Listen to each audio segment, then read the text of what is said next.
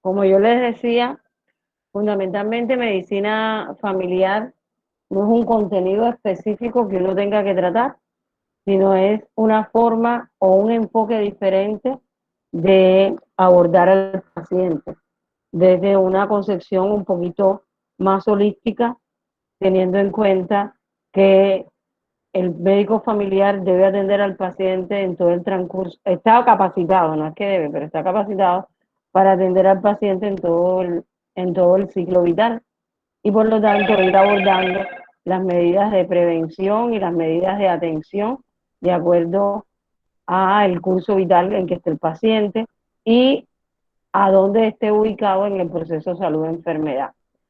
Con relación a eso, hay dos grandes eh, grupos de enfermedades que son las más vistas, no son las únicas, desgraciadamente, pues están las enfermedades de salud mental que no las voy a poder tocar acá, pero podemos dividir en las enfermedades crónicas no transmisibles y las enfermedades transmisibles, que son el grueso fundamental de la atención primaria para lo que está creado este especialista.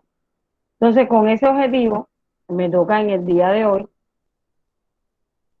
culminar el abordaje de la diabetes como enfermedad crónica no transmisible, que ustedes vean todas, quiere decir cómo nosotros desde la especialidad tenemos en cuenta al paciente y desgraciadamente tenemos que dejar el semestre ahí.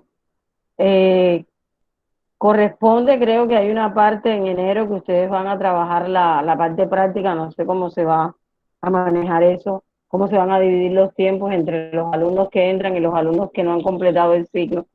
Pero bueno, vamos a ver en el camino se ajustan las cargas.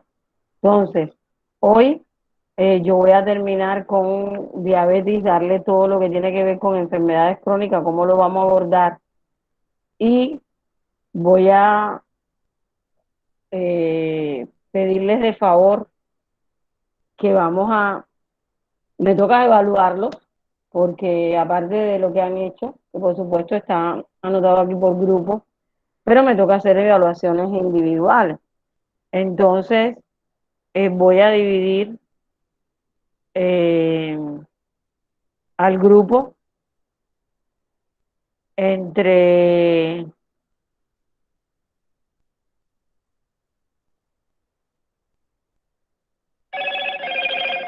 lunes y martes para irlo evaluando.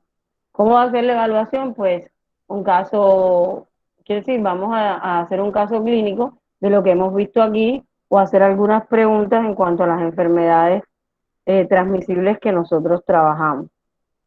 Eh, Son, de acuerdo a lo que tengo acá, son 6 grupos de presentación. Entonces toca hacer el lunes a partir de las 2 de la tarde, no sé el tiempo que me vaya a extender, los 3 primeros grupos y el martes le tocará a los otros 2 grupos. ¿Por qué lo tengo que dividir así? Porque es que me toca también examinar a los alumnos de octavo y por lo tanto tengo que correr los horarios para poder cumplir y pasar las notas a tiempo. Entonces, 20 y 21, lunes a las 2 de la tarde, le toca desde el grupo, Doctora, ¿sí? Doctora, nosotros los lunes tenemos clase en las tardes desde la 1 hasta las 5. Y el martes, El martes, martes no. Pero, Daniela, recuerda que el lunes estamos libres por lo menos el lunes la doctora de salud mental dijo que no iba a dar la charla virtual, pero que nos iba a dejar un trabajo que era un documental. pero lo va a dejar grabado, ¿no? Lo pueden ver a cualquier hora. Ah, bueno, en este caso. Sí, doctora, No pero sabemos las tendríamos condiciones. solamente una hora, de dos a 3 de la tarde, porque a las 3 tenemos la clase de urgencias. Bueno, entonces un grupo. ¿Y hasta qué hora es la clase de urgencia? Hasta las 5 de la tarde, doctora. Hasta las 5 de la tarde. Acá toca poner notas. Y el problema es que si el miércoles los examino, no alcanza para ponerle las notas del día 25. Que yo suba las notas del día 25, que hay que subirlas. Ustedes dirán, porque todo el grupo, miren, o hacemos horarios extra. A mí me da lo mismo O a la sea, hora. podría ser, si usted tiene la disponibilidad, de empezar el lunes a la 1. No, es que a la 1 yo salgo de las del ESO.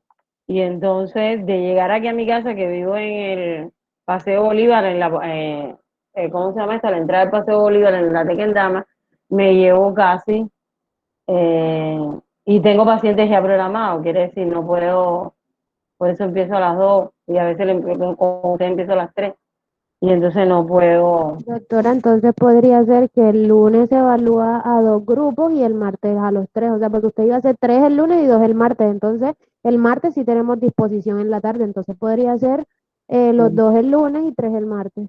Entonces, ¿qué grupo es el que va, grupo puede evaluarse el lunes?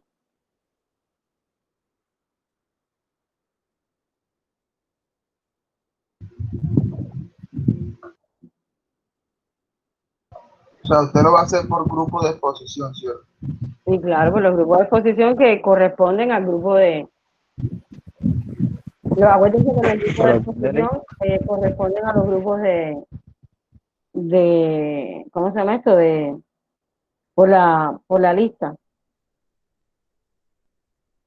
En ese Ahora, caso, pues, lo que sí quiere decir, voy a hablar ahora con Camilo para poderme conectar con ustedes por la plataforma, pero no todos al tiempo. Ese quiere decir, porque no tiene sentido que si yo voy a evaluar, y por supuesto quiero la posibilidad de que prendan cámara, porque no voy a evaluar a alguien que me está hablando y no sé quién es. Segundo, ¿cómo lo vamos a hacer? Yo pongo un caso clínico de lo que hemos dado. Quiere decir, yo no le voy a poner nada que no hemos hablado y que no hemos trabajado acá y que ustedes no se sepan.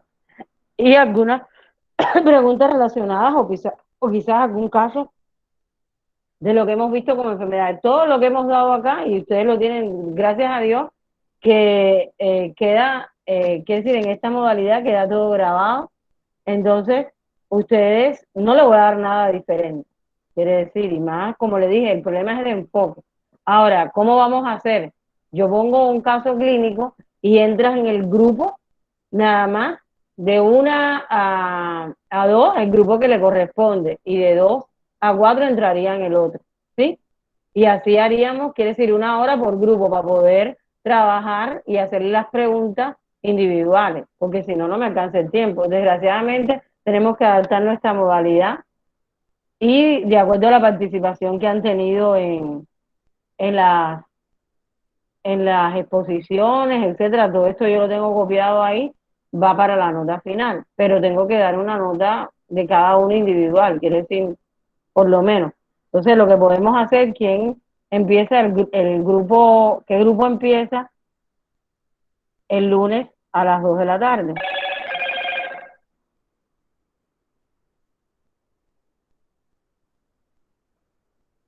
¿Se me escucha? Sí, doctora, ahí se le escucha. Entonces, ¿quién va el lunes a las 2 de la tarde? Elíjalo usted, doctora.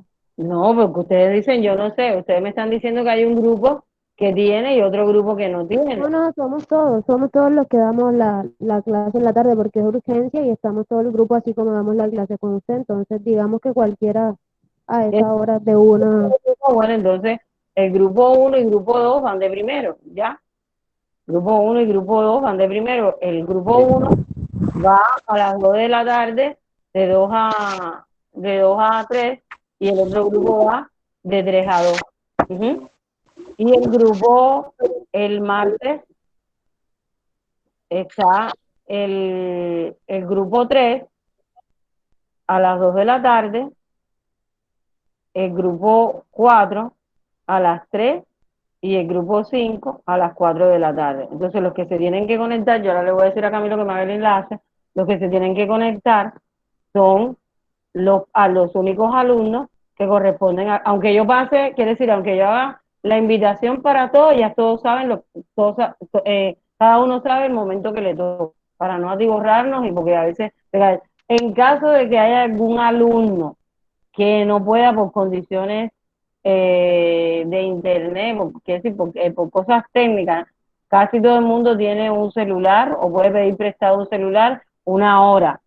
Doctora, y me pone, y yo lo examino por WhatsApp, quiere decir, participa como si estuviera, pero lo estaríamos trabajando por WhatsApp, por videollamada. Quedó así porque la nota hay que darla, y la nota es individual. Ujú. Entonces no me queda de otra. Y ustedes desgraciadamente son un grupo que no es como quizás los octavos que yo los conozco porque le di clase en sexto. Acá me cuesta mucho trabajo porque ustedes me conocen a mí, yo casi no conozco a ninguno de ustedes. Ujú. Entonces, que bueno, han sido un grupo muy bueno porque han participado, etcétera, etcétera, pero de todas formas tengo que tener otros criterios. Bueno, entonces, para no cansarnos, vamos hoy a entrar, porque la clase de hoy es larga, porque es sobre cómo es el manejo de la diabetes y a través de la diabetes vamos a hacer un recorrido por las demás causas. Entonces, cualquier duda me la preguntan al final de la clase. Si no me oyen, si hay algún problema, me mandan por WhatsApp también la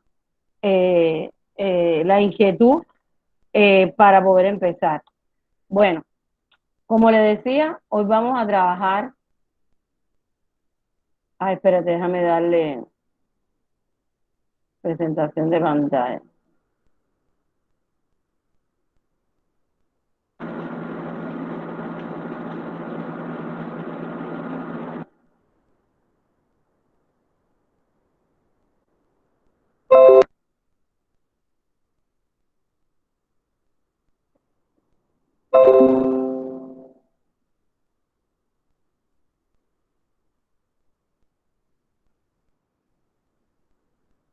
¿Se ve bien ahí?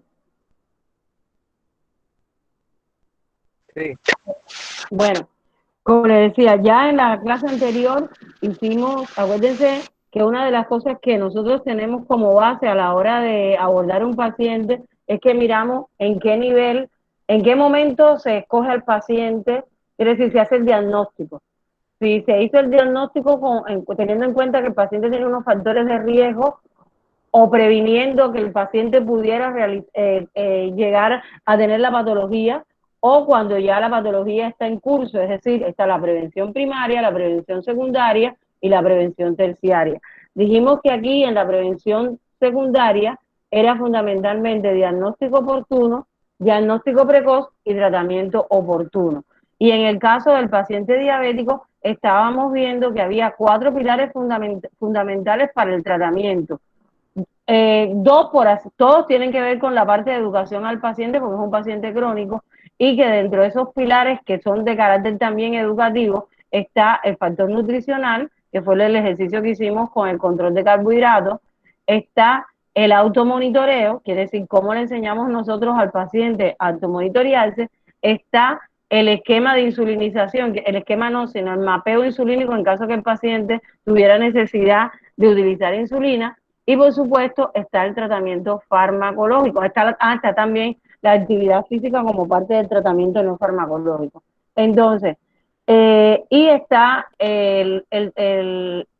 por último, y no por último, sino porque no lo podemos decir todo el tiempo, pero que es simultáneo, está el tratamiento farmacológico, que de acuerdo a las características del paciente puede ser con antidiabéticos orales o puede ser con insulina o análogos de GLP-1 que también son por vía subcutánea. Ahora, una de las cosas fundamentales que nosotros tenemos que tener en cuenta a la hora de imponer el tratamiento es no solamente en qué condiciones nosotros nos encontramos al paciente, sino cuáles son los objetivos de meta para lograr que nuestro paciente esté controlado. En la clase anterior, William, que fue el que más habló, nos estuvo diciendo que cuando estábamos haciendo las glucometrías, el tratamiento que estábamos poniendo no solo debía ser glucocéntrico, sino que por el impacto sistémico que tiene el paciente diabético, pues hay que tener en cuenta otras condicionales para la escogencia del tratamiento. Por lo tanto, para la escogencia del tratamiento también tenemos que tener en cuenta cuáles son los las metas, cuáles son los logros, los indicadores que yo quiero lograr con mi paciente para decir que el paciente está controlado y evitar que el paciente me lleve a complicaciones crónicas y a complicaciones agudas. Entonces, uno de los criterios es la hemoglobina glicosilada. Este sí tiene que ver más, este es un poquito más glucocéntrico, pero es que si no tenemos la hemoglobina glicosilada, que es una hemoglobina promedio, quiere decir, es una hemoglobina reducida, que se produce en el paciente diabético a lo largo de estar glicosilada por los niveles de azúcar en sangre, por lo tanto, y que se mide por lo menos en un periodo de 3 meses para evaluar cuán controlado está el paciente, pues entonces tenemos que utilizarla como criterio muy fundamental. En los pacientes sanos y jóvenes debemos tener la hemoglobina glicosilada entre 6 y 6.5. Y si la paciente es una mujer que está en edad fértil, lo ideal es llevarla a 6. En los pacientes mayores y comórbidos, para evitar el riesgo de hipoglicemia y por las comorbilidades asociadas, se debe llegar hasta 7.5 y 8% de hemoglobina glicosilada. La glicemia prepandrial está entre 70 y 130 y la glucemia postpandrial debe estar menor de 180.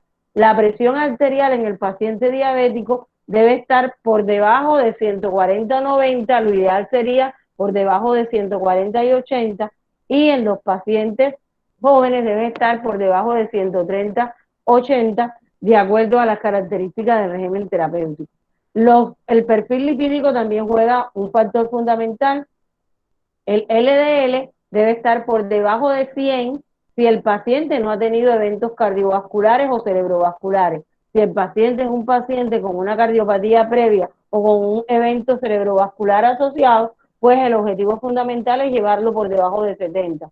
El HDL, el paciente que es el colesterol protector, debe estar por encima de 40 en el hombre y por encima de la mujer en 50. Y los triglicéridos deben estar por debajo de 150. Debe haber un abandono de otros factores de riesgo como el tabaquismo, por supuesto el alcohol, y disminuir el peso de acuerdo a quiere decir, de acuerdo a las características del paciente. Generalmente el paciente tipo 1 ingresa o debuta con bajo peso, es decir, hay pérdida, como dijimos anteriormente, que la sintomatología fundamental o los signos fundamentales que aparecían en el paciente diabético tipo 1 era la pérdida de peso marcada. Pues en este paciente hay que llevarlo al peso normal, que es decir, al normopeso. Por lo tanto, en este paciente la ganancia de peso es un factor indicador de que está evolucionando correctamente, siempre y cuando se mantenga en un índice de masa corporal adecuado. Si el paciente es sobrepeso, pues lo que nosotros tenemos que bajar es del 5 al 10% del peso inicial del paciente para poderlo llevar a un normopeso.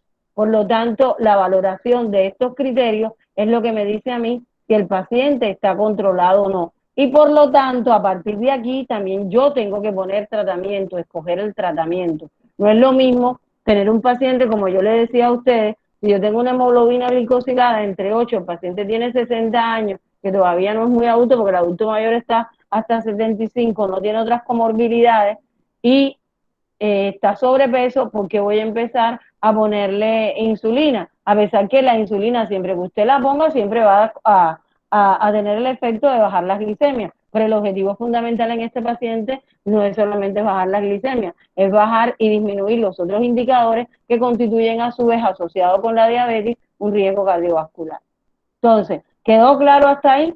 Bueno, ahora, en el caso de que el paciente necesite insulina, existen varios tipos de insulina y de acuerdo a su acción tenemos que evaluarla bien. Y una de las cosas que nosotros tenemos que evitar para que el paciente tenga hipoglicemia es conocer el tiempo, quiere decir, el inicio de acción de la insulina, cuándo es su tiempo máximo o el pico de acción máxima y qué tiempo de duración tiene en el organismo. Como ustedes ven, la NPH es una de las insulinas que antes se utilizaba mucho, es una insulina regular, es de acción tardía, quiere decir, es para para manejo de la glicemia basal, sin embargo no llega a cubrir las 24 horas como las nuevas insulinas que estamos nosotros teniendo en el mercado. Pero que disculpen, la duración de la insulina fundamentalmente es hasta 12 horas, el inicio de su acción es a las 2 horas y el pico de acción es a las 6 horas. En el caso de la paciente con Lantus, un análogo basal de insulina que tiene un inicio de 2 a 4 horas, no tiene pico, quiere decir, es uno de los de los elementos positivos de este tipo de insulina y tiene una duración de 24 horas. Está también la insulina Levemir, que es un análogo también de acción basal, puede empezar de 15 a 30 minutos, quiere decir es mucho más rápida que la Lantus, tampoco tiene pico, pero la duración de esta insulina llega de 12 a 18 horas. La insulina cristalina, que también antes se usaba mucho en el esquema basal, en el esquema basal intensivo, era NPH con cristalina, era de 30 minutos al inicio, la acción máxima era las 3 horas y la duración duraba 6 horas. Como ustedes ven, esta insulina de aquí se superponía con la insulina NPH, quiere decir el tiempo del pico de acción con la acción máxima de la otra, y era la causa de que muchos pacientes presentaran hipoglicemias bastante severas, como la farmacodinámica de estas dos insulinas. La insulina Lispro, que también es un análogo ultra rápido, empieza a los 15 minutos, su máxima acción es de 30 a 90 minutos y dura 4 horas, al igual que la Asparto y al igual que la glucina. Ahora existe la insulina Degludec, que la Degludec tiene una acción, un periodo de acción también de 2 horas, pero su duración es de 24 a 48 horas, lo que permite que el paciente no tenga que ser tan estricto, pero no quiere decir que no se lo ponga a la hora de ponerse la insulina. Es importante el manejo de las insulinas porque en muchos pacientes porque al final lo que la diabetes es una disminución o una deficiencia insulínica con relación a los requerimientos que tiene el organismo, ya bien sea por insulinoresistencia o por insulinopénica. Entonces, uno de lo que más difícil a veces nos toca a nosotros los médicos, y sobre todo al médico general, es cuándo yo debo insulinizar a un paciente. Pues entonces, ¿cuáles son los criterios más generales? Pues cuando el paciente es diabético tipo 1. El paciente diabético tipo 1 es un diabético insulinodependiente, como su nombre, como al principio se denominó, y es porque de no ponerse insulina, porque es un insulinopénico, de no ponerse insulina, pues llega a la cetoacidosis diabética y eso da con la vida del paciente. En el caso del paciente tipo 2, cuando tenga signo de descompensación metabólica, es decir, yo tengo un paciente que tiene una hemoglobina glicosilada en 11, que tiene glucosuria, que tiene polifagia y tiene 300 de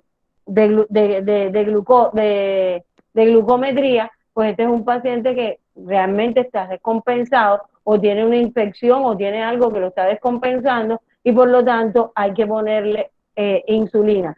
Que requiera o no de manera transitoria no sabemos, hay que evaluar a los pacientes. Pacientes tipo 2 que a pesar de tener un tratamiento adecuado con hipoglicemiantes orales, tienen falla secundaria al fármaco. Y en situaciones en que estén contraindicados los hipoglicemiantes, tales como en el embarazo, que ahora hay que hacer una anotación. Antes la metformina no se mandaba en la paciente embarazada, ahora se hace el uso de pacientes embarazadas, pero realmente la paciente que es diabética con anterioridad, quiere decir, la gestante pregestacional, que es diabética antes del embarazo, generalmente se debe insulinizar. Y pacientes con lactancia, nefropatía o hepatopatías avanzadas, que muchos de los hipoglicemiantes o riesgo de pancreatitis, porque muchos, ejemplo, los inhibidores de DP4 y los análogos de GLP-1 no deben ponerse en pacientes que tengan afectaciones pancreáticas. También de forma transitoria puede ser en las hospitalizaciones por eventos agudos, ya bien sea de tipo séptico o no, o traumático, o por cirugía. Y en los pacientes con peso subnormal, que tengan un estado catabólico bastante importante, como le decía, fundamentalmente en el paciente tipo 1. Acuérdense que estábamos hablando que la insulina es una hormona anabólica y por lo tanto mejora mucho el peso del paciente, y cuando el paciente está perdiendo peso es porque lo que necesita es insulina. Entonces, eso es importante tener en cuenta a la hora de ustedes tomar el criterio de insulinizar a un paciente. ¿Se entendieron bien los criterios de insulinización? Sí. Profe, en la nefropatía, además de la metformina, también están contraindicadas las sulfonilureas. Sí, no, claro, no. Es que estamos hablando cuando el paciente no debe tener hipoglicemiantes orales. Es decir, de hecho, están indicadas también los otros tipos de medicamentos. Es la única que no se contraindica. Ahora, hay una cosa que es importante y ustedes tienen que tener en cuenta. Cuando hay muchas veces que el paciente te dice, ay, fulanito doctora estaba utilizando insulina y ya no la deja de utilizar. Y es que está mejor. No, cuidado. Los requerimientos de insulina disminuyen. El paciente con nefropatía e insuficiencia renal, por disminución del aclaramiento de la insulina, aumenta su tiempo ¿cómo se llama esto?, de circulación, y los niveles de insulina que está utilizando ya no son tan marcados, y eso es un criterio de empeoramiento, no de mejoramiento del paciente, porque lo está haciendo. Esa disminución de la carga de insulina es porque se está llevando riñón. Quiere decir, por lo tanto, hay que evaluar eso. Ahora, ninguno de los hipoglicemiantes orales, después que pasa del 30, debían de darse. Ni los nuevos, los IDP4, ni la listina, nada de eso, que a pesar que uno los maneja, pero cuando el paciente baja la tasa de filtración glomerular por debajo de 30, el único medicamento que hay que ponerlo a la dosis adecuada es la insulina. A mí, de los que están ahí, los que más me gusta, porque he tenido menos riesgos de hipoglicemia, es el Degludec, porque como le decía, el Degludec tiene una acción larga de 12 horas, y muchas veces en el paciente que tiene una insuficiencia, yo lo utilizaba mucho en pacientes con insuficiencia renal, con menos dosis me mantenía las 24 horas y el paciente estaba controlado. Ahora, este es un esquema convencional de insulina. Aquí estamos viendo la insulina endógena, que está en rosado, y la glucosa, y la insulina que está más, quiere decir, la curva más marcada es la de NPH. Como ustedes ven, ¿qué es lo que pasa? ¿Qué es lo que trata uno y ahora de hacer con los esquemas? Que no es el que se presenta acá en porque con la insulina basal, como le decíamos, por los picos que tiene y por el inicio de la acción, que se demora hasta 2 horas, y el pico de acción máximo, que es a las 6 horas, no se puede lograr eso.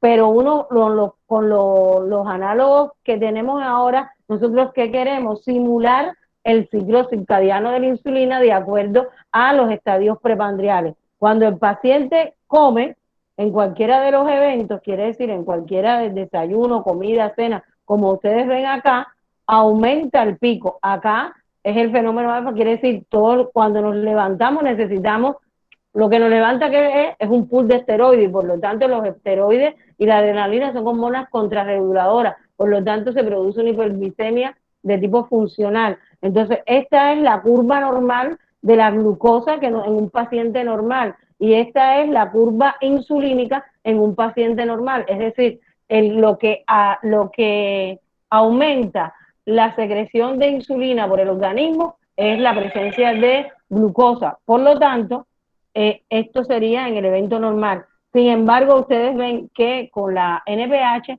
no se logra tener un pool fisiológico o parecido a la fisiología del paciente normal.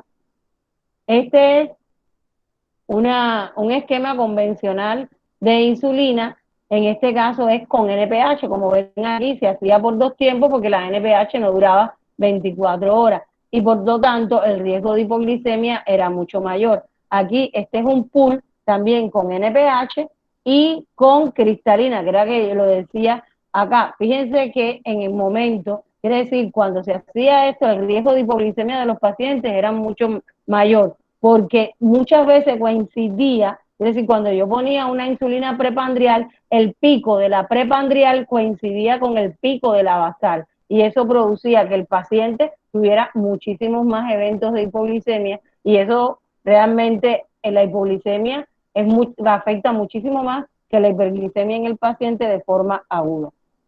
Acá es un esquema análogo quiere decir intensivo con análogo. Ustedes ven que en este caso es con basal, fíjense, se mantiene 24 horas y es muchísimo mejor. Acá el esquema de análogos puede ser con apidra o con Novo Rapid, es la del pespunte negro, corresponde a los análogos ultra rápidos y se asemeja muchísimo porque por de atrás ven el esquema de insulina que quiere decir que se produce en el organismo normal, no en un paciente diabético, y las glucosas cómo aumentan de acuerdo al estadio prepandrial o postpandrial del paciente.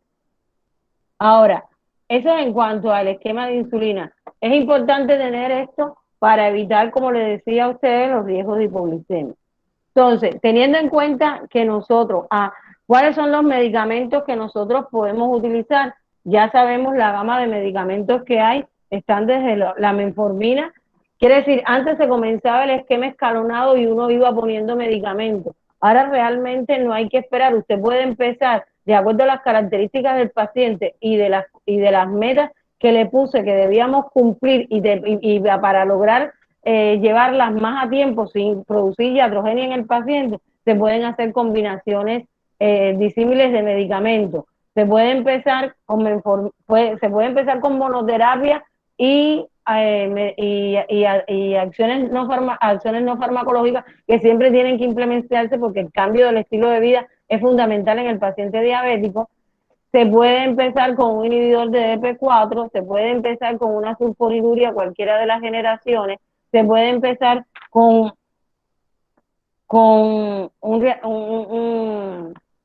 un análogo, si el paciente es obeso, con un análogo de GLP-1, o se puede empezar con medicamentos como dapagliflozina, empagliflozina, quiere decir que disminuyen la reabsorción de la glucosa y aumentan la pérdida, por lo tanto, por el riñón y mejora muchísimo el estado metabólico del paciente, pero también mejora el peso, mejora las cifras tensionales del paciente, quiere decir de manera secundaria. Ahora, la combinación del medicamento quiere decir que vayamos a utilizar depende del juicio clínico que tenga el médico y de acuerdo a las metas que quiera lograr en este paciente, teniendo en cuenta los elementos que le di al principio de esta clase. Ahora, ya podemos empezar la parte de atención terciaria. ¿Qué cosa es la prevención terciaria? Es evitar que el paciente llegue a las complicaciones y si llega a las complicaciones disminuir el impacto de las mismas. Como le dije, en el paciente diabético podemos dividir las complicaciones en agudas o crónicas. Las agudas yo no las voy a dar con ustedes porque fundamentalmente se ven desde medicina interna, aunque se pueden ir previniendo, con el caso, como les decía a ustedes, de la hipoglicemia en el paciente diabético a partir de la educación y de la escogencia adecuada del medicamento, y son la hipoglicemia, la cetoacidosis y el coma diabético. Y el coma hiperosmolar en el caso del paciente adulto mayor. Y las crónicas están la neuropatía, el pie diabético, la retinopatía, las enfermedades vasculares, la nefropatía, la hipertensión, la hipercolesterolemia y por supuesto la presión arterial. De manera rápida vamos a tocar al paciente acá de cómo tenemos que abordarlo. Quiere decir, como todos sabemos, la diabetes mellitus corresponde a un riesgo mayor, está considerado como un factor de riesgo mayor para las enfermedades cardiovasculares. Y es difícil un paciente que sea diabético solo, quiere decir, sobre todo el diabético tipo 2, el diabético tipo 1 no, pero el diabético tipo 2 realmente casi siempre tiene como comorbilidad la presión arterial. Entonces, ¿cuáles son las características que nosotros tenemos que tener en cuenta en un paciente diabético e hipertenso?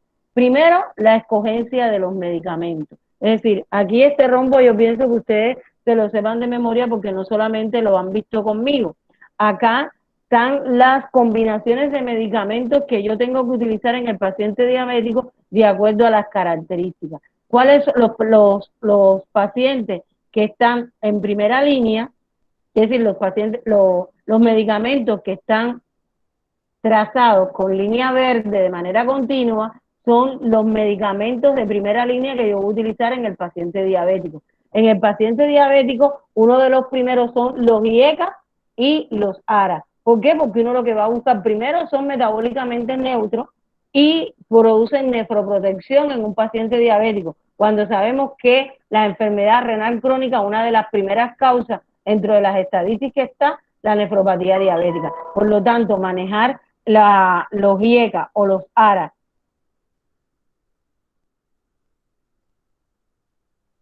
los IECA, un momentico, que me están llamando.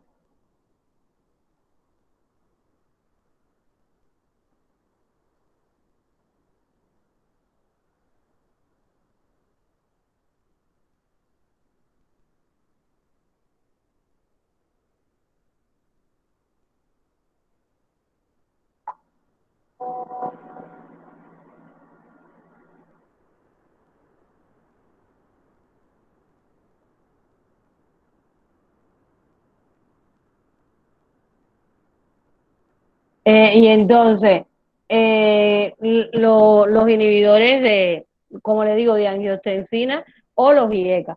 Ahora, otro de los medicamentos, si no logramos la nivelación del paciente, están los antagonistas del calcio, también porque son metabólicamente neutros.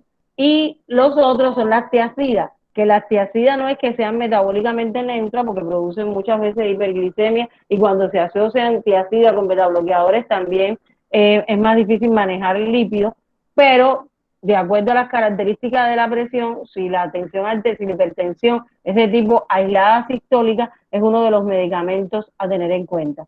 Ahora, ¿cuáles son los medicamentos que no pueden hacer combinaciones? Un ECA y un ARA. No tienen nada que ver porque lo último es disminuir el efecto de la angiotensina. Entonces, aunque sea por diferentes mecanismos, quiere decir, estamos tratando de, quiere decir, es contraproducente realizar esto de unir un IECA y un ARA. O pones un ECA o pones un ARA. Otros antihipertensivos pueden estarse utilizando y los que, como son la clonidina, etcétera, y los beta bloqueadores, si el paciente está con una cardiopatía isquémica, pues el medicamento de elección, por supuesto que tiene que ser un beta bloqueador si el paciente es diabético, pero generalmente, sobre todo beta bloqueador y diurético, no deben utilizarse de manera en primera línea en el paciente diabético. ¿Cuáles son las contraindicaciones absolutas y probables para el uso de fármacos antihipertensivos en el paciente diabético? Los diuréticos tiacídicos, la contraindicación absoluta es la gota. La contraindicación probable o que uno tiene que medir riesgo-beneficio es el síndrome metabólico, como lo estaba diciendo ustedes, la intolerancia a la glucosa en el embarazo, que nunca debe usarse, la presencia de hiperpotasemia o hipopotasemia. En el caso de los beta bloqueadores, la contraindicación es el asma y el bloqueo auriculoventricular. En el caso en el paciente diabético, también porque un síndrome metabólico por intolerancia a la glucosa, porque los atletas y pacientes físicamente activos, porque tienen un bloqueo, no tienen buen bloqueo, ¿cómo se llama esto? Beta-adrenérgico, y para qué entonces lo vamos a utilizar, y en las enfermedades obstructivas crónicas, porque la presencia de esto produce broncoconstricción, lo que empeora el cuadro de POC. Pero también riesgo-beneficio, y tendríamos que utilizar los beta-bloqueadores con acción intrínseca, como es el bisoprolol y el carvedilol. Ahora, están los antagonistas del calcio, que se utilizan de manera más libre, como les decía, son los de primera línea, y la única contraindicación son las taquiarritmias y la insuficiencia cardíaca. Están los antagonistas del calcio del tipo verapamilo y diltancel. Este es el caso del nifedipino y amlodipino, los no dibiltrínicos. Y tienen también, en este caso, igual que los betabloqueadores, el bloqueo auriculoventricular, la disfunción, la falla cardíaca, en que en estos pacientes no se... Gracias. No se deben utilizar o se deben utilizar con mucho cuidado. Como le decía, los inhibidores de la ECA son uno de los primeros, al igual que los AR2,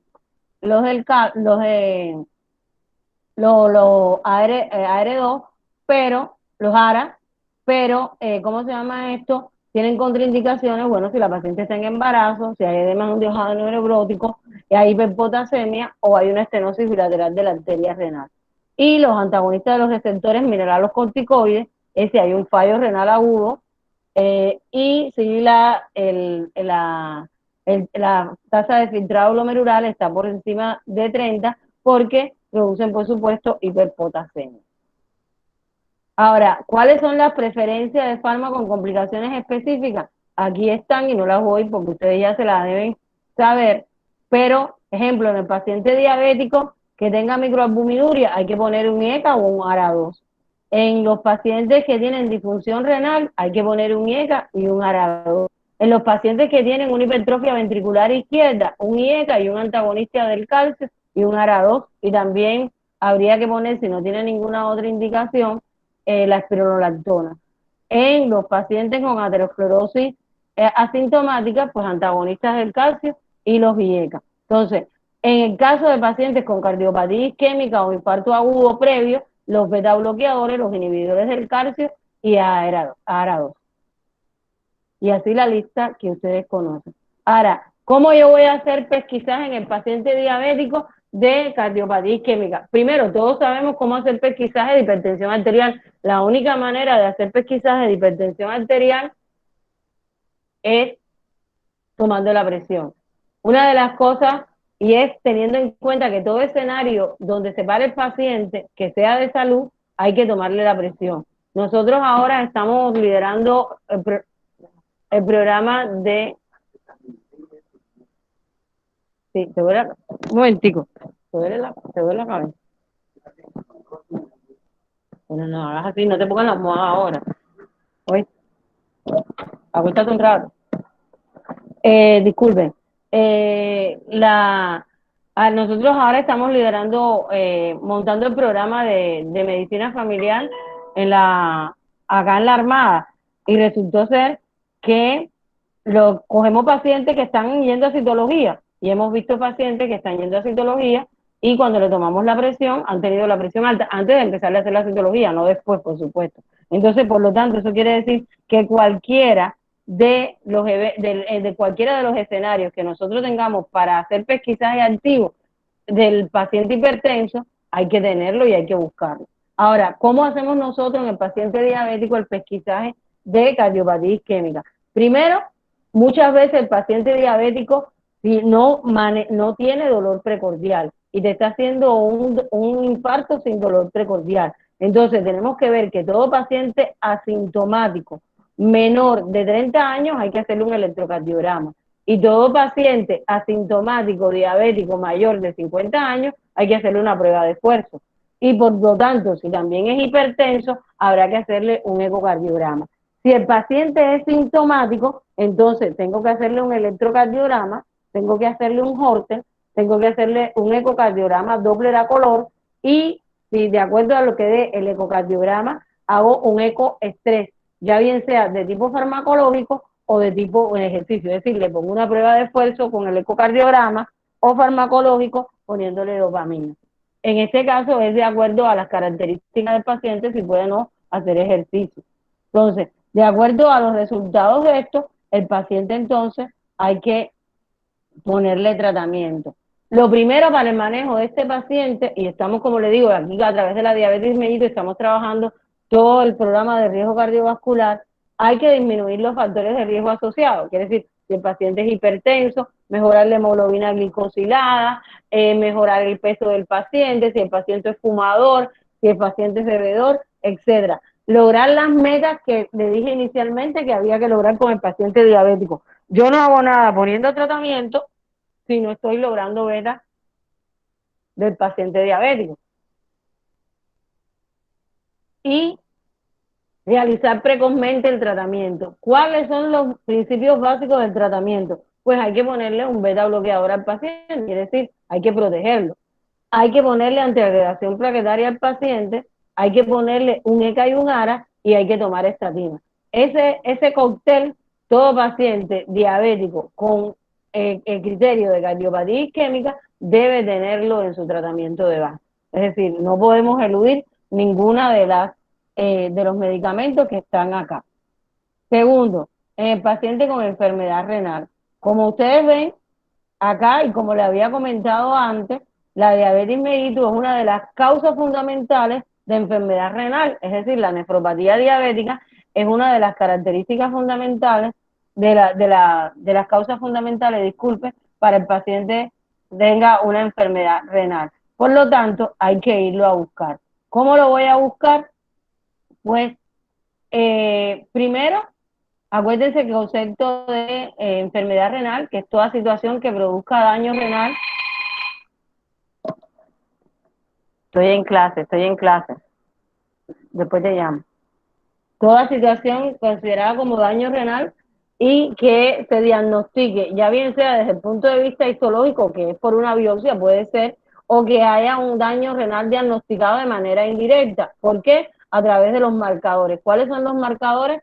Albuminuria o proteína elevada, alteración del sedimento urinario, es decir, cuando hay afectación, ejemplo, en el paciente con lupus eritematoso aparece una orina en telescopaje, es decir, que hay eh, varios tipos de sedimentos, las alteraciones desde el punto de vista de imagen, un niño con herradura, que haya una atrofia renal, etcétera, y por supuesto a nivel de sangre es la creatinina, y que todos sabemos que a partir de la creatinina hacemos de acuerdo al peso y a la edad del paciente, podemos sacar el filtrado glomerular, más bien de manera aproximada, y eso nos da a nosotros a evaluar cuáles son el grado de afectación renal que pueda tener el paciente.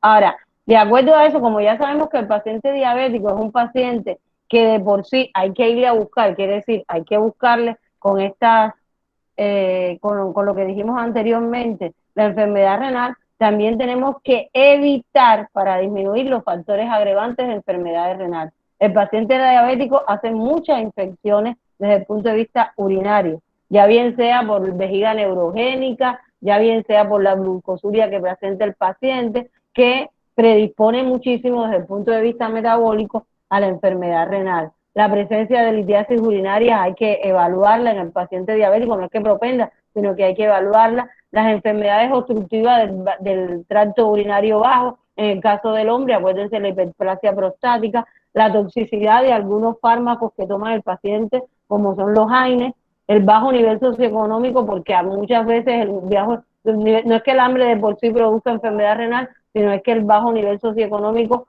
no se toman las medidas de precaución necesarias y por lo tanto todo lo que hemos dicho antes, los AINES, la toxicidad de los alimentos y de los medicamentos no son tomadas en cuenta. Y presencia de que hay minorías raciales que hacen, en el caso del paciente de los negros, ustedes saben que tienden, y si se le afecta, y si se le asocia hipertensión, tienen más factores. Entonces, por lo tanto, hay que tener en cuenta todos los factores que puedan agravar y que puedan, en una manera determinada, hacer progresión de la enfermedad renal. Por lo tanto, no solamente hay que medir la proteinuria, etcétera, sino hay que evaluar todos estos factores.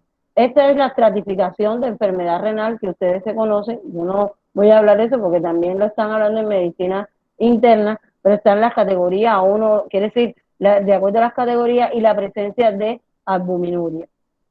Acá, ¿cuál es el cuadro que ustedes tienen que evaluar en la enfermedad renal? Primero, la enfermedad renal es sistémica y de acuerdo a la deprivación que se vaya haciendo de filtrado glomerular van apareciendo la sintomatología. Y es por las funciones que realiza el riñón. Por lo tanto, hay que evaluar la presión arterial del paciente, que puede ser causa y efecto. Muchas veces usted tiene un paciente diabético tipo 1 con una hipertensión, ya es que ya esto tiene una afectación renal. Aquí la hipertensión no es la causa de la enfermedad renal, sino la enfermedad renal es la causa de la hipertensión. Está la insuficiencia cardíaca porque la enfermedad renal aumenta el volumen circulatorio y por lo tanto llega a que el paciente vaya a falla renal, y la diabetes también produce una isquemia, cardiopatía isquémica secundaria, por lo tanto produce la posibilidad de falla cardíaca. La anemia es una, cuando cae el filtrado glomerular en estadio 3, puede ser una de las causas que se produzca la enfermedad renal, y los cambios por ¿cómo se llama esto? Las alteraciones del fósforo y el calcio que se produce secundario a la enfermedad renal, pues produce osteodistrofia también, que es una de las cosas que tenemos que tener en cuenta. Por lo tanto, como ustedes ven aquí, y aquí ustedes ya lo saben, que desde el punto de vista fisiopatológico, el riñón cumple varias funciones. Está la de curadora, que es una de las, no es la única, pero todas son importantes. La regulación del equilibrio hidroelectrolítico y ácido básico, está en la endocrinometabólica, porque a partir de el riñón, ¿cómo se llama esto? La eritropoyetina, está también la absorción del calcio por la vitamina D, y por lo tanto es importante tener en cuenta todo esto para el desarrollo. Acá, como ustedes ven, si quiere, esto se queda después, pero no puedo hablar de esto, porque si no nos coge mucho tiempo, y no los quiero tampoco borrar, porque es para que ustedes sepan ir llevando al paciente, y que tienen que evaluar todo esto a la hora de ver al paciente en todo su entorno. Acá la anemia generalmente, como le decía, cuando el paciente está entre 60 y 30, se produce una anemia normocítica normocrómica. La causa es por la deficiencia de eritropoyetina, por un acortamiento de los hematíes, por la presencia de poliaminas y que inhibe la eritropoiesis, la deficiencia de hierro, porque acuérdense que el hierro se utiliza como reactante inflamatorio, y por supuesto disminuye los niveles y los depósitos, y la disminución de vitaminas. También la intoxicación por aluminio en el caso de los pacientes que se le pongan tratamiento, y aumento de las pérdidas. Acuérdense de la gastritis urémica, pero esto es cuando el paciente ya está en fase 4 o en fase 5 de la enfermedad, y porque aparece por hiperparatiraidismo secundario que se produce una fibrosis de la médula, una fibrosis medular. Cuando el paciente, usted le pone eritropoyetina, le pone hierro y no mejora los niveles de hemoglobina, quiere decir que ya está con una fibrosis medular secundaria al hiperparatiroidismo secundario. Entonces tenemos que ver calcio y fósforo. Como ustedes ven acá, estas son las causas de morbilidades del paciente renal, como le habíamos dicho: la insuficiencia cardíaca, la presencia de uremia, las alteraciones del calcio y el fósforo, y la presencia de aterosclerosis. Esta es la distrofia renal, que se produce fundamentalmente a partir del estadio 4. Y acá, todo paciente renal, ¿qué tenemos que hacerle? Primero, si el paciente está en estadio 1 o 2, de manera semestral, tenemos que hacerle albúmina, tenemos que hacerle hemograma, tenemos que hacerle microalbuminuria, etcétera. Pero si el paciente está en estadio 3, no solamente creatinina, no solamente tenemos que hacerle creatinina cada 3 meses, sino que tenemos que hacerle anual la PTH y la dosificación de fósforo y calcio. Si está en estadio 4, cada 3 meses se le hace la PTH y se le hace el fósforo y el calcio. Por supuesto hay que hacerle ionograma, y si está en el estadio 5, el fósforo y el calcio pasan a ser mensual, y cada 3 meses. La frecuencia y control del paciente depende del estadio. El estadio 1 o 2 se debe ver anual, semestral, el estadio 3 trimestral, el estadio 4 se ve cada 3 meses, pero se debe ver por médico internista o por nefrología. El estadio 4 se ve fundamentalmente por nefrología. Entonces, una de las cosas también que aparece en el paciente con desnutrición, con enfermedad renal, es la desnutrición proteico-energética. Acuérdense que la enfermedad renal es un estado catabólico, pero a pesar de eso hay que también hacerle restricción de proteína al 0.8%, al 0.8 miligramos por día, por kilo de peso. Entonces, pero esta restricción a veces es bastante estricta, y produce disminución del catabolismo, quiere decir, aumenta el catabolismo proteico y el paciente se ve bastante emaciado. También secundario a la acidosis que se produce, que a el estado inflamatorio y que como se produce una insulinoresistencia también podría disminuir la masa muscular. Ahora, déjame ver, espérese que se nos toca.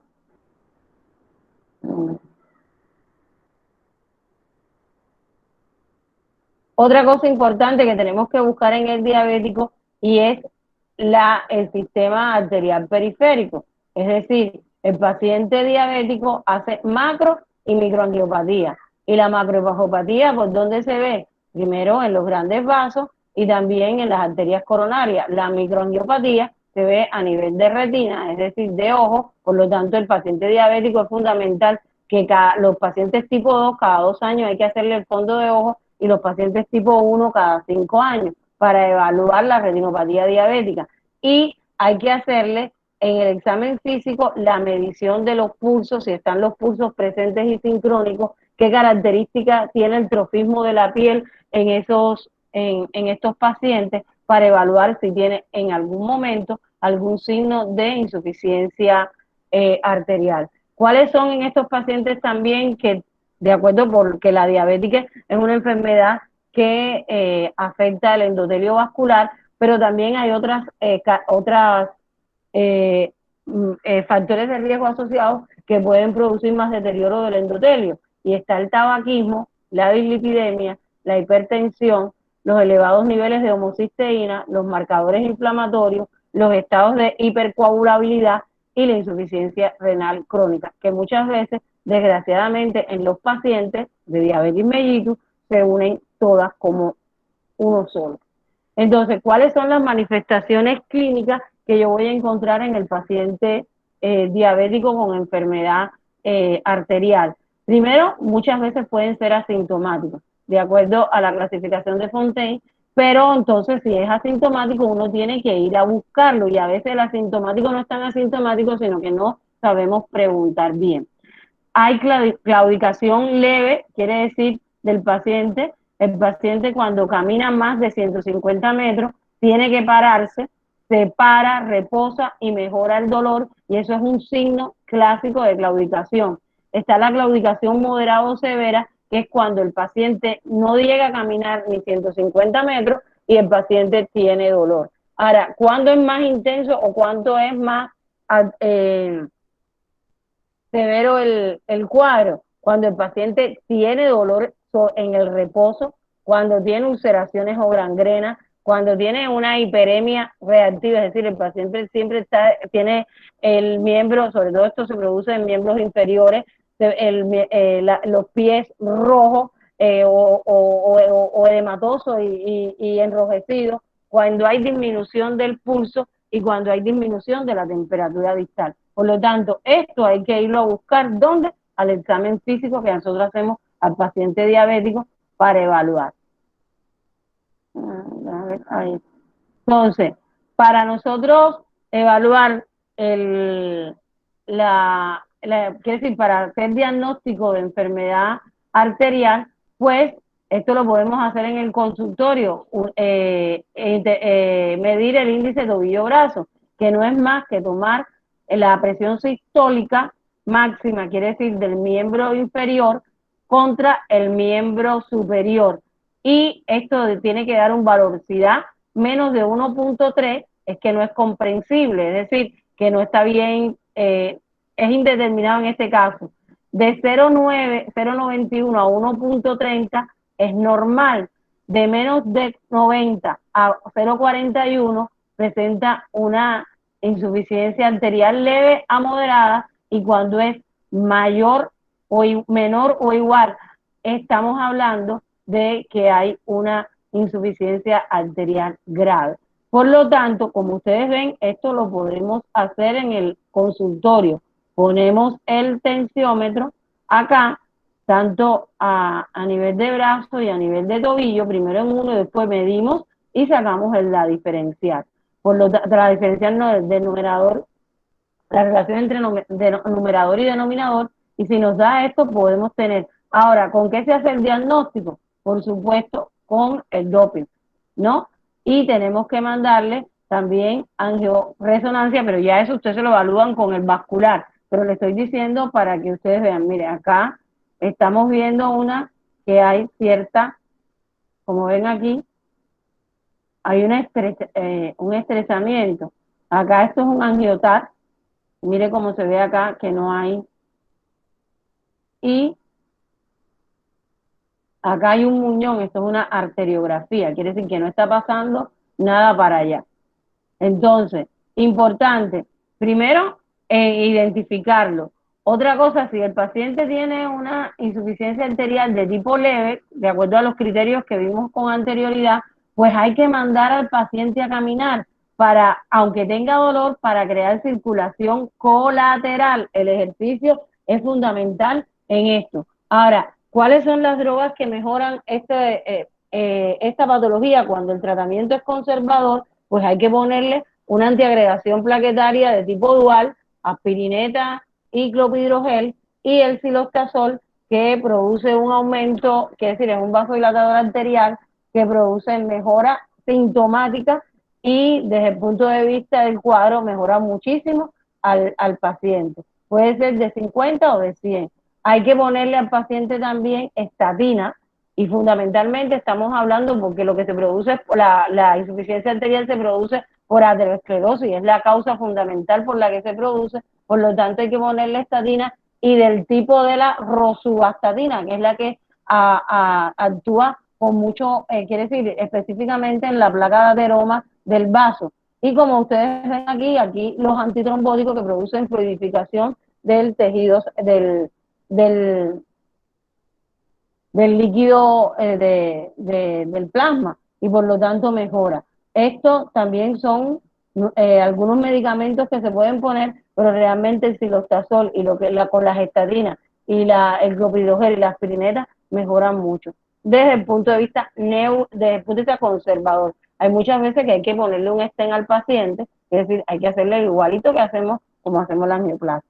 Otra de las complicaciones que tiene el paciente es la neuropatía diabética. Es decir, la neuropatía diabética se produce por una afectación de la vasa nervorum y por lo tanto el paciente tiene manifestaciones clínicas que al principio son de tipo sensitivas, y la sensibilidad que primero se afecta es la sensibilidad profunda. Lo primero que se afecta es la paliestesia, es decir, la capacidad vibratoria, y uno tiene que irlo a buscar en el examen físico del paciente.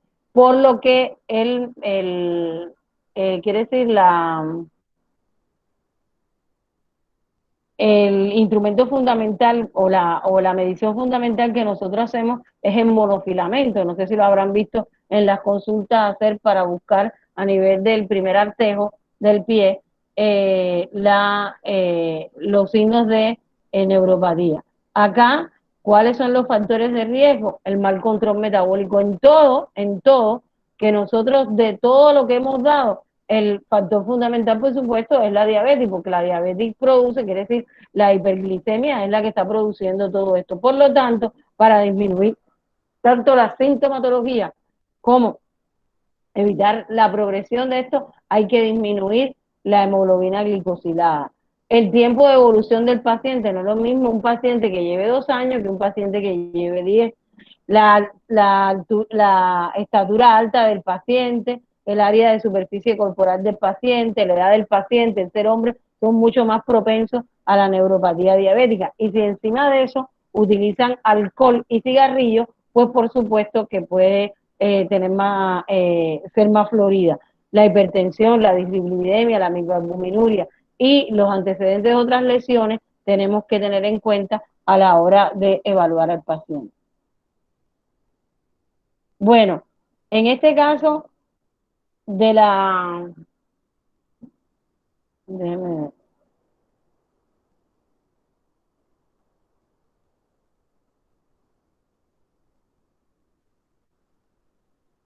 En este caso de la neuropatía diabética, uno lo que tiene que, en el paciente también cuando está en la consulta, es ver la calidad de la piel, es decir, si tiene sudoración, la presencia de vello en miembros inferiores, la presencia de hiperkeratosis a nivel de la planta de los pies, porque la hiperkeratosis se da por resequedad, y acuérdate que la neuropatía periférica no solamente es de tipo sensitivo y motora, sino de tipo neurovegetativa, por lo tanto se afectan las glándulas sudoríparas y eso es lo que produce la hiperkeratosis. Ahora, importante evaluar todo esto porque es que la presencia de neuropatía diabética con compromiso vascular produce un pie en riesgo. ¿Y un pie en riesgo de qué? De pie diabético. Claro, el pie diabético es un pie de biología mixta, es un pie con características neuropáticas y con características vasculares, pero que tiene asociado, por de acuerdo a esos dos criterios, una sepsis asociada en esto. Ahora, es importante que nosotros estemos ante el paciente diabético pensando y buscando todo esto. ¿Por qué? Porque es que esto lo vamos a ver en la consulta externa. Esto tenemos que prevenirlo desde la consulta externa. ¿Cómo nosotros hacemos prevención de esto? Primero yéndolo a buscar, viendo el calzado del paciente. Si el paciente tiene un calzado en mal estado, quiere decir, tiene una deformación podálica, es una de las cosas que me está dando a mí como un signo motor de neuropatía. ¿Por qué? Porque hay una caída del metatarsiano, y por lo tanto cae la estructura del pie y por lo tanto también me deja a mí de manera indirecta que este paciente ya está teniendo complicaciones neuropáticas. No solamente existen la neuropatía diabética desde el punto de vista periférica, sino están las vegetativas. Y dentro de las vegetativas está la vejiga neurogénica, está el megacolon, quiere decir la gastroparesia, también está la disautonomía cardiovascular, quiere decir la presencia de disminución del VAR con aumento del simpático, y esto me puede producir a mí taquicardia de manera mantenida y por lo tanto llevarme a un aumento de la demanda de oxígeno y producir un evento coronario en el paciente diabético. Como ustedes ven, es mucho lo que nosotros tenemos que buscar en la consulta y evaluar en un paciente diabético.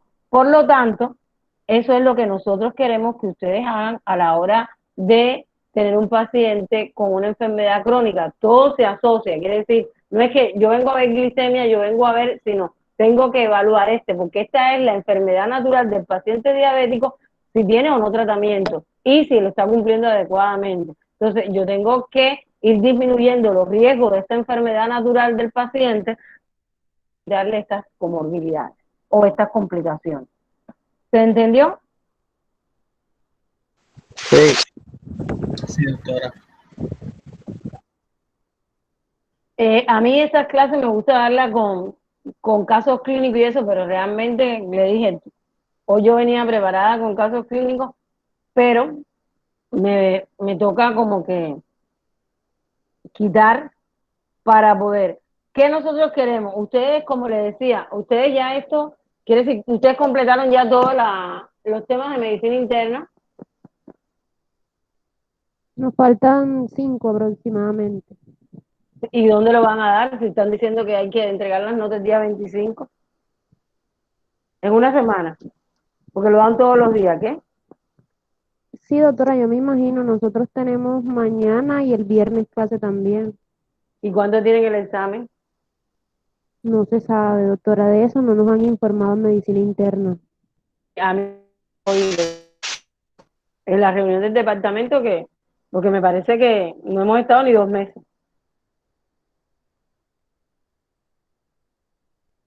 Digo, no es que ustedes...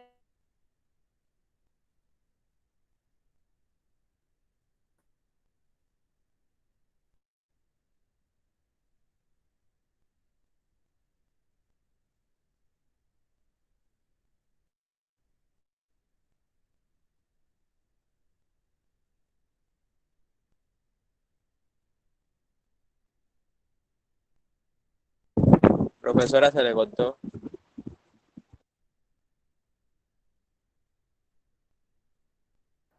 Yo pensé que era mi internet. Profesora,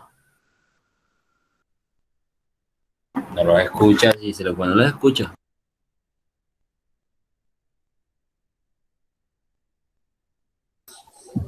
Buenas. Yo sí escucho, ese es el internet de actriz que está malo. Mi internet está parado en la raya, mi amor, ¿qué te pasa?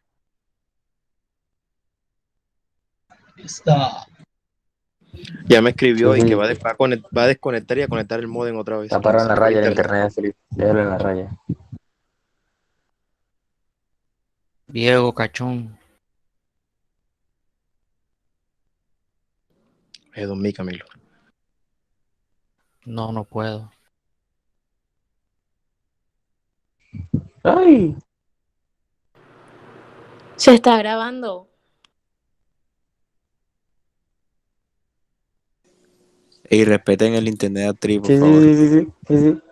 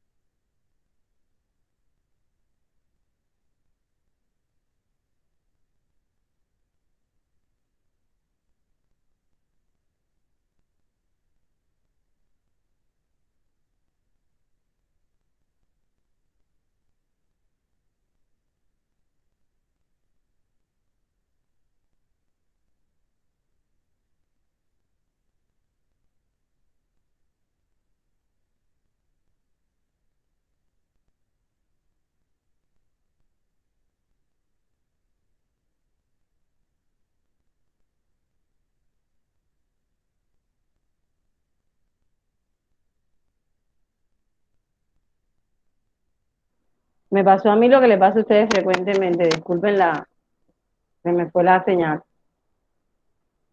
¿Están ahí? Bueno, Sí, ¿se estamos oye? aquí. Sí, sí, Sí, yo ya no se sé. oye. Bueno, como le Sí, decía, ¿qué señora. vamos a hacer?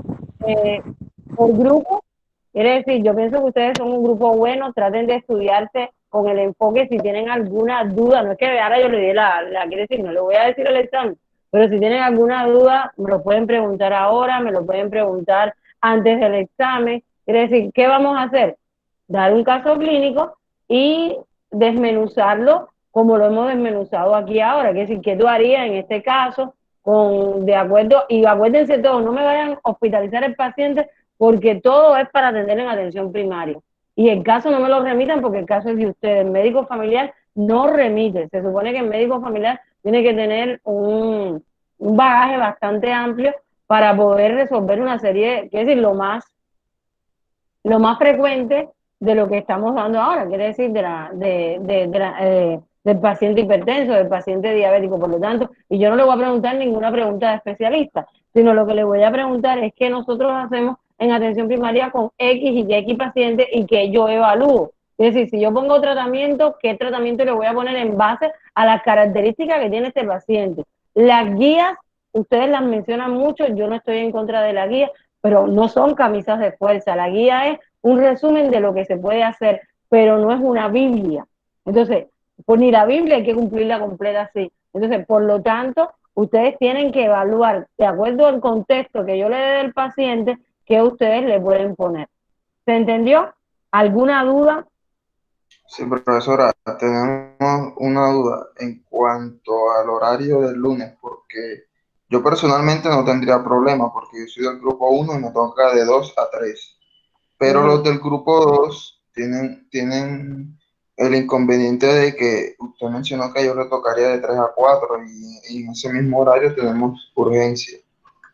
Yo lo que puedo esperar es que yo no tengo ningún... Mire, le voy a decir, ustedes ahora porque es de tipo virtual. Generalmente yo examino oral, quiere decir porque doy un paciente mío y ese paciente hay que discutirlo con todo.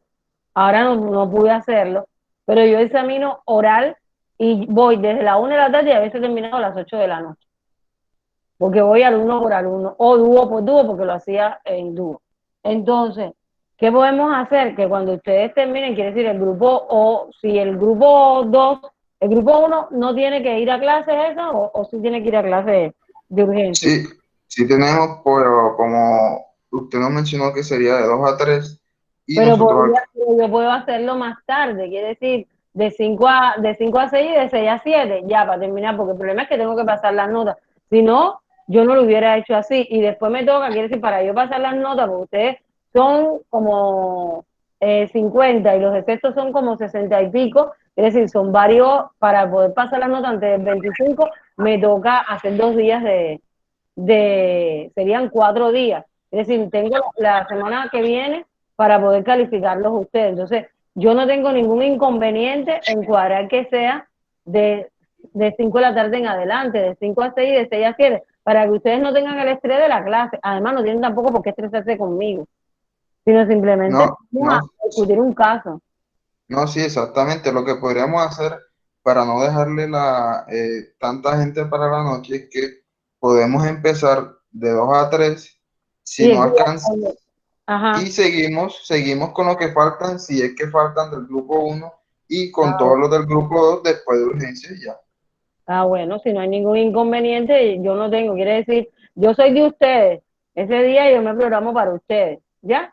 Entonces, y porque tampoco es, a veces también pues yo me demoro porque a veces en la evaluación, el objetivo no es evaluarlos también, la evaluación también tiene un factor didáctico, es decir, a veces preguntando y tú te pones a pensar y el profesor te ayuda y estamos también dando clases dentro de la evaluación. Entonces quiero que lo tomen así, que no se estresen. Esta situación no es fácil, pero lo único que tienen que estudiarse es ya lo que hemos dado y si ustedes dicen que me han entendido y yo he tratado, creo que no hubiera sido lo mismo si hubiera sido presencial. A mí me da muchísima pena. Primero, esto me cogió como por sorpresa. Ustedes saben que la generación mía no es la del internet, ni estar en línea, ni nada de eso. Pero bueno, toca y hay que cumplir con la vida, ¿no es verdad? Doctora, yo tengo una pregunta con respecto a la forma en cómo. Se le fue el internet de nuevo. Se trabó otra vez.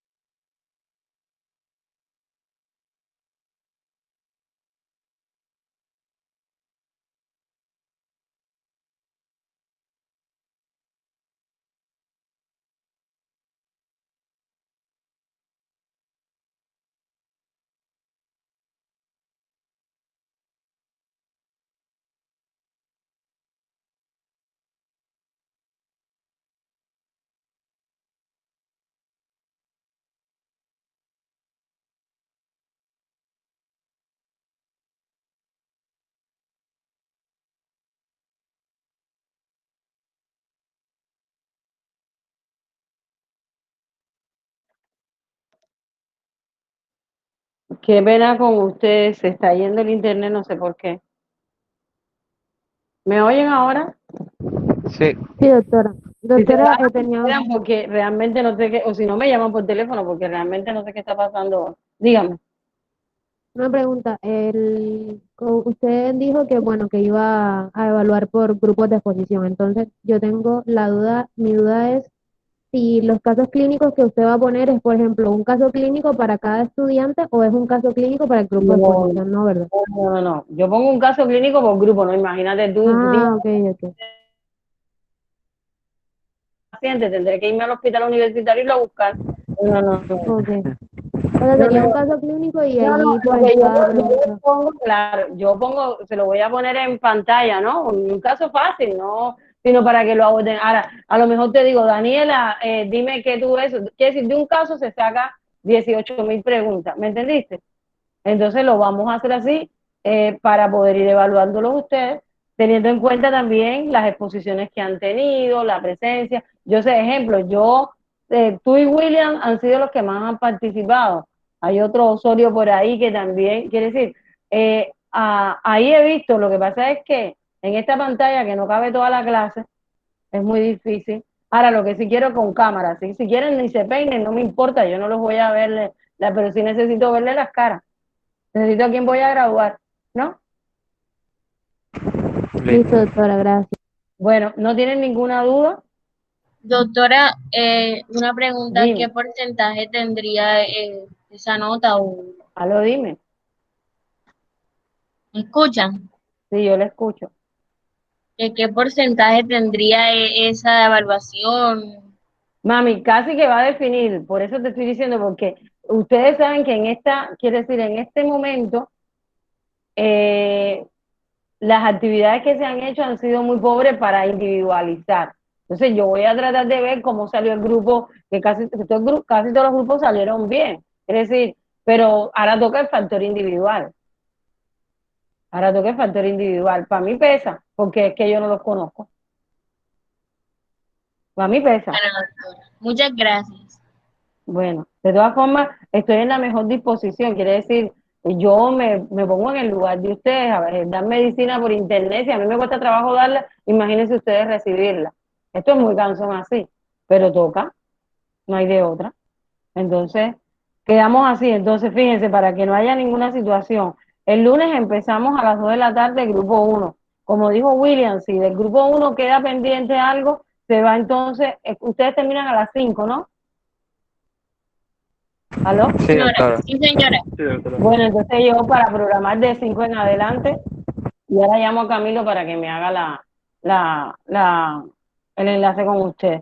Va a salir todo el grupo porque no me voy a poner a discriminarlo porque es muy difícil, sino ustedes ya saben quién le toca entrar, ¿sí? Porque a todo el grupo le va a llegar el link, pero ustedes saben quiénes son los que tocan entrar. Entonces, si no hay ninguna otra pregunta, les agradezco la atención y yo sé que van a salir bien. Me parecen muy buenos muchachos, a pesar de que no los veo, pero se oyen bien. Bueno, si no hay más. Listo, profe, gracias. Bueno, Chao. gracias, doctora. Gracias, doctora. Gracias, doctora. Gracias. Gracias. Gracias, doctora. Buen día.